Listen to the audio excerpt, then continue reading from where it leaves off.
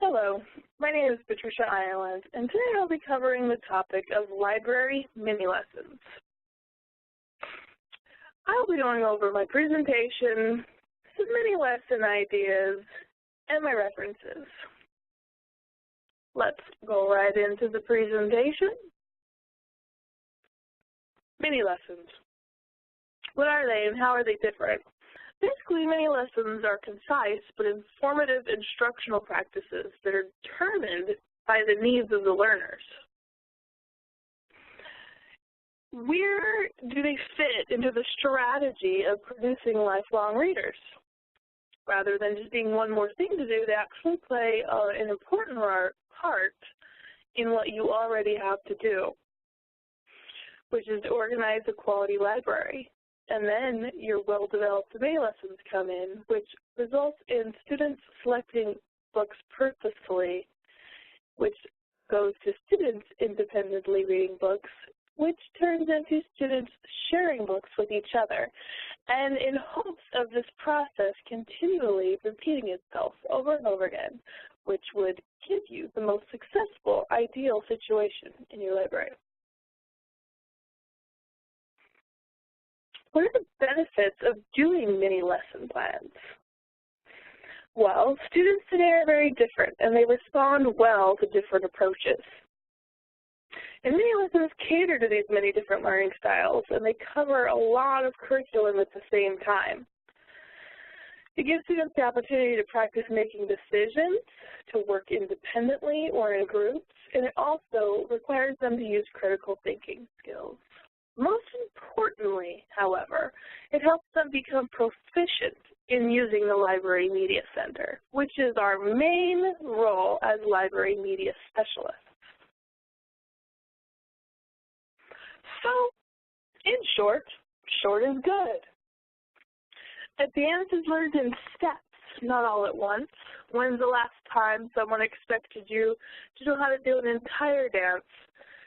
It's just like an instructor teaches tiny steps at once in a dance. It's the same concept when you're thinking about mini-lessons. Even if you take 2 to 5 days to teach a bigger lesson, the point is that it's broken up into mini-lessons, so students remain responsive. And it also helps if they don't like the topic that you are presenting. They know another one will come quickly. Brevity keeps the students' interests high, and it's really all the librarian has time for anyway, so it's the perfect combination. So what does an effective mini-lesson look like? You will see tough questions being asked, students encouraged debate, and free thinking is welcome. Students have the opportunity to work independently and in groups, as well as with the library media specialists and other educators that can be brought in. Students are included on the decision-making process and organization. Feedback is gathered to capitalize on students' interest and what they would like to learn next, which leads to the next mini-lesson. So my recommendations for developing mini-lessons is a cycle, beginning with the meaningful feedback, which happens when students apply what they've learned to questions posed by the librarian or those that arise from their study. With this meaningful feedback, you build the mini-lesson. From there, you choose familiar books to illustrate the key points. You should limit the lesson to 10 to 15 minutes, and at the end, collect the meaningful feedback, which becomes your next step in the cycle to build your mini-lesson off meaningful student feedback. And it goes around and around, and you're constantly engaging the students because they are the ones providing the vehicle for the next mini-lesson. And their interest in the topic remains high.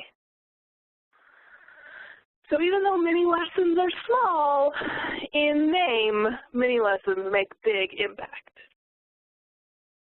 You should select topics based on student needs and reinforce the classroom learning. The students' brief time in the library can cover a lot of ground when the lessons are conducted by the library media specialist working in partnership with the classroom teacher.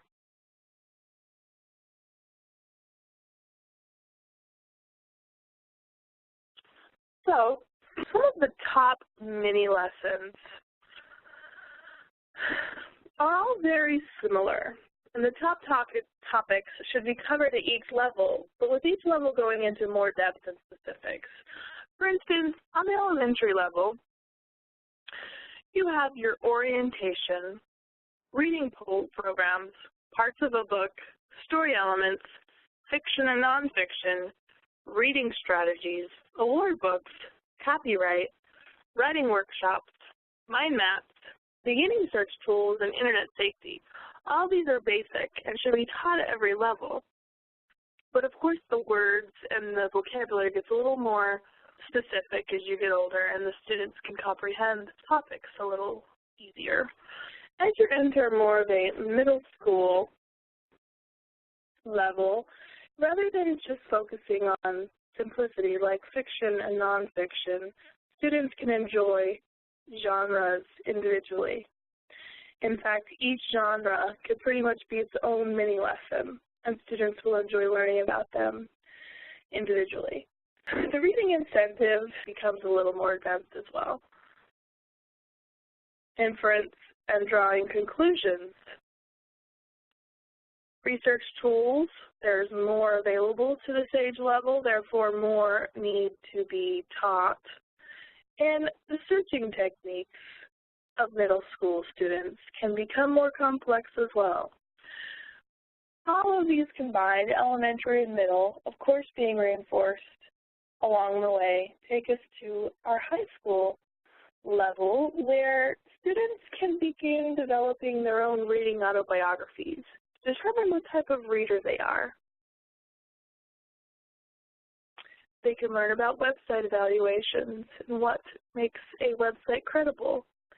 And rather than just talking about copyright, you could use the word intellectual property and really go into what that means and how it affects the students and artists who own the property.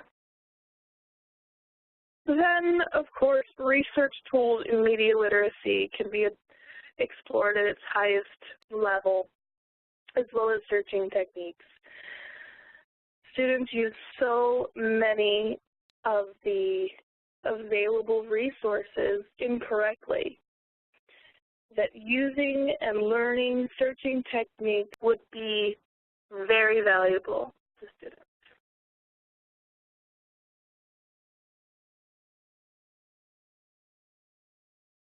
There are a few websites out there with some really clever ideas for mini lessons. I just wanted to show two of them to you. So this Pinterest account has several adorable, cute ideas. She's not the only one who has a wall or a board of library mini lessons. And there's another one with a whole bunch more.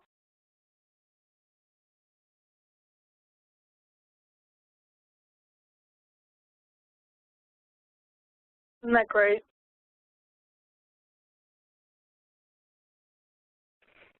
The references I used for this presentation were very helpful, and Lombardo was awesome. She like totally knows everything, and I got lots of help from her.